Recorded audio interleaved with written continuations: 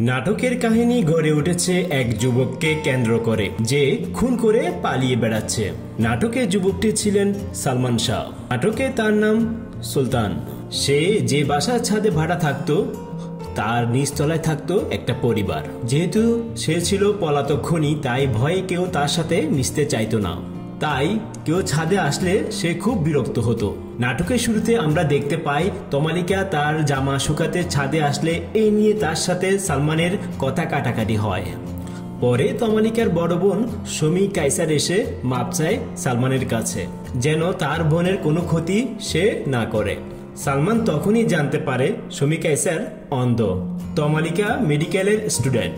তাকে গিয়ে এই পরিবারের অনেক আশা। তাদের বাবা স্কুল শিক্ষক আর মা ডলি জোহর তাদের অনেক কেয়ার করতেন। তবে তাদের একমাত্র ছেলে এলাকার বখাটেদের হাতে মার খাওয়ার পর জ্বরে মারা যায়। এরপর থেকে তিনি একদম গুন্ডা পান্ডা সহ্য করতে পারতেন না।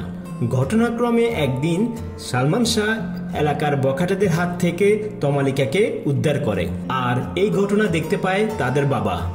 এরপর থেকে তিনি সালমানকে অনেক বেশি পছন্দ করতেন। এতে সালমান ওই পরিবারের আরো অনেক কাছাকাছি চলে আসে।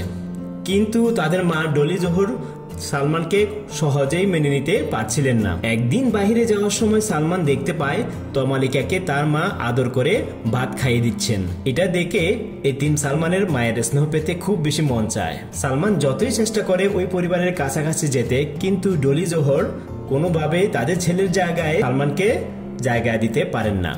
আর তখন সালমান সাহায্য নেয় মিথ্যা অভিনয়ের। আর তখন সে একটি কাহিনী দাঁড় করায় যে তার যমজ ভাই রাজ লন্ডন থেকে কিছুদিনের মধ্যে তার সাথে দেখা করতে আসবে, কিন্তু ঠিক ওই সময়টাই তাকে জরুরি কাজে ঢাকার বাইরে থাকতে হবে।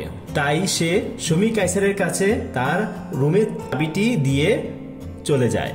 তারপর যথাসময়ে সালমান কিছুটা গেট আপ চেঞ্জ করে রাজ নামে সালমানের ভাই হয়ে ওই পরিবারের সামনে আসে।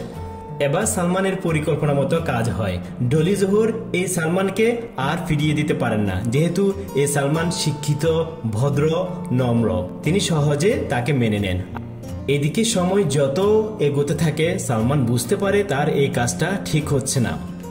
যার জন্য সামনে অপেক্ষা করছে ফাঁসির দড়ি, তার এত ভালোবাসা বাড়িয়ে কি লাভ। এদিকে শমী কায়সারের সাথেও তার বেশ সখ্যতা গড়ে ওঠে।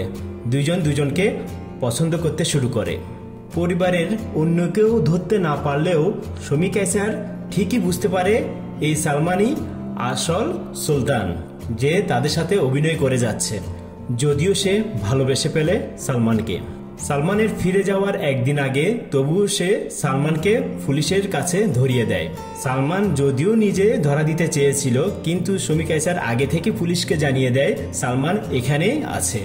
সালমানের আসল পরিচয় ডলি জোহর এবার জেনে গেলেও সে তার ভুল বুঝতে পারে।